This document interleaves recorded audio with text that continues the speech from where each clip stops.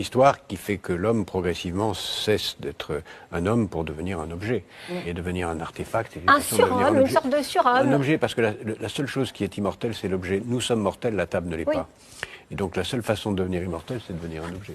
Et donc la grande tentation du transhumanisme, c'est progressivement, en nous faisant avoir progressivement des prothèses. De nous transformer en cyborg. Mais d'éliminer l'humanité. Mais la première étape n'est pas celle-là. Oui. La première étape est de garder un corps biologique pendant quelques siècles et quelques millénaires et d'augmenter nos capacités par l'ingénierie génétique. Vous n'avez peut-être pas suivi ça, mais les progrès qui ont été faits dans les technologies pour modifier notre ADN sont stupéfiants depuis 6 mois.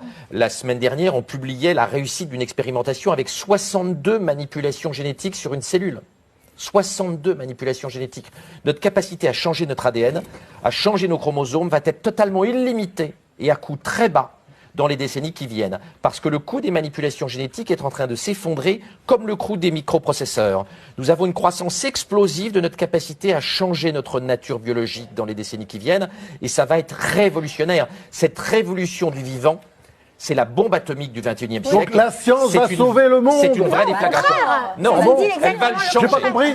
Elle va le changer radicalement. Je n'ai pas dit que ces évolutions étaient positives. C'est